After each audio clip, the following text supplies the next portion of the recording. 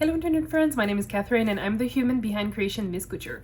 And today is an episode of Leave No Die because I found footage of a Leave No Die video and I was just like, okay. I forgot I made that video, so bear with me with with this narration. So let's get into this. Okay, so what are we doing here? So basically, what we're doing is adding dry skeins into the leftover dye bath that we have here. So I do not remember what it was. I don't remember what I've dyed on it. However, we will see what we're doing. So oh, you can see that I'm cleaning up some of my little tiny measuring spoons. Okay, I just turned on the heat, and since it's a leftover dye bath, I know that I have already acid in it. So when the heat will start and everything, we should see the colors start striking on the yarn. So one of the reason I'm doing this technique is because I want to have some more of like darker yellow on it, and it's also a way to make sure that they all have approximately the same coverage of that specific yellow. So now what I'm going to do is I'm going to unskein them, add the reusable zip tie, and place them in the pan the way that I want them to be placed. So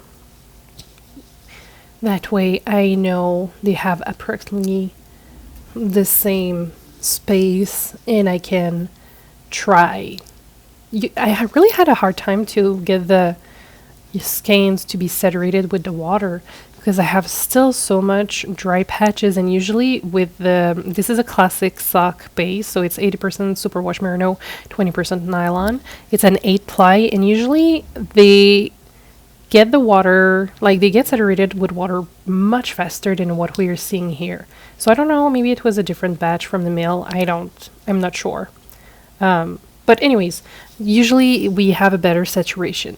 So now, usually, I will say usually a lot because I don't remember what I've been doing.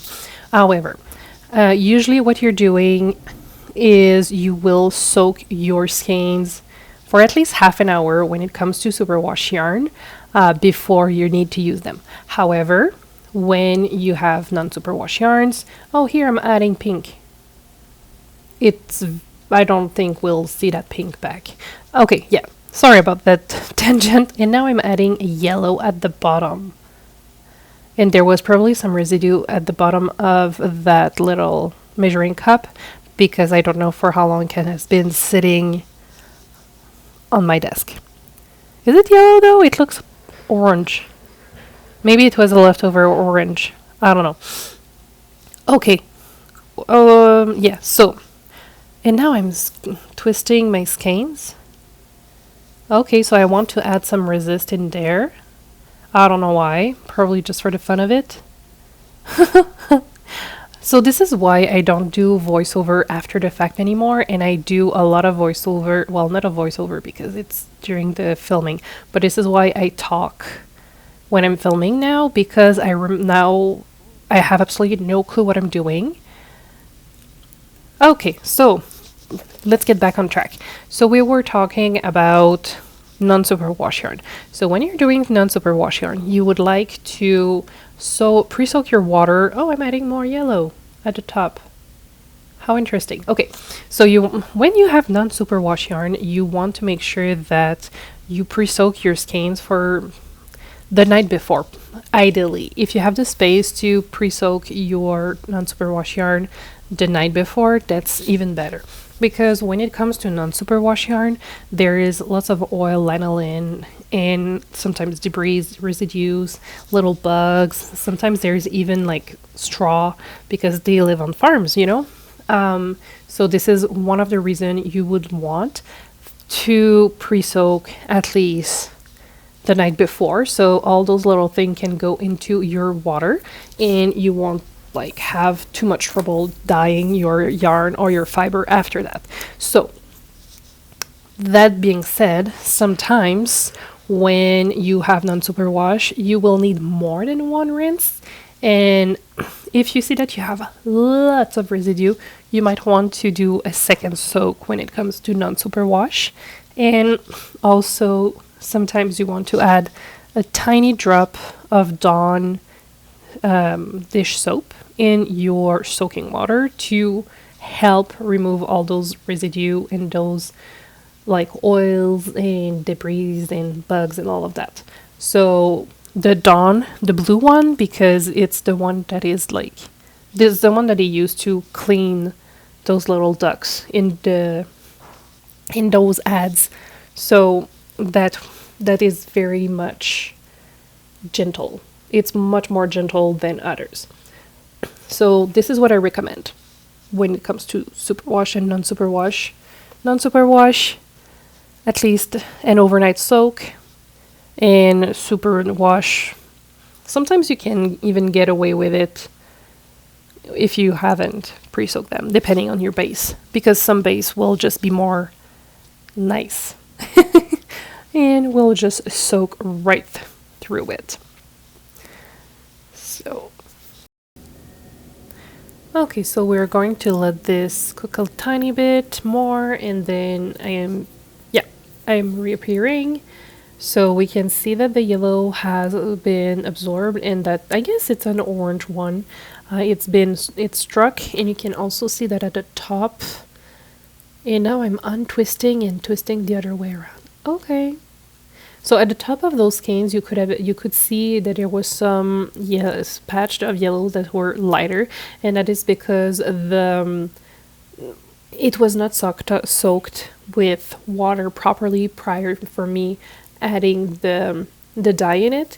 So if it's something that you do not want to see in your skeins, just make sure that you've soaked properly soaked properly your yarn in the water prior to working with it.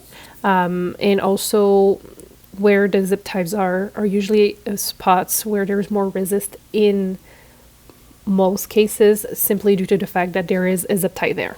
And now I'm adding blue in the middle of this. Okay, it's very pretty blue, and I have some left over in the bottom, and I'm going to be adding some water in it from what I can see, which is normal. If you have some left over in it, you can always add a little bit more water.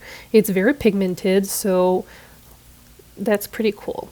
Now I'm soaking the dye in it to try to have an even coverage on all the skeins, and also you can see that there's some of it that will just move a tiny bit. So now that this is something that we need to understand. Here we have more water than when we first started, which means that the dye will stay more put in place and will not move as much as other color will work on it.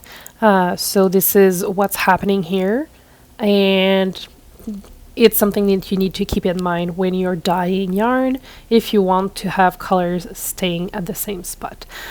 So here's the finished result of the yarn. It reminds me of crocus and spring flowers. I really like it. It's very soft and subtle, and you can still see some of the colors that we've added that were more subtle. The pink, all gone. No more pink though. So it was kind of useless, I feel, to add it, because it's just, there's nothing left. And that peachy color, super pretty, but that was on the bottom of the skeins when we were dyeing it, so it's not even like this. So if you've liked, please consider sharing, liking, and subscribing. Thank you for watching. Bye, we'll see you soon. Bye.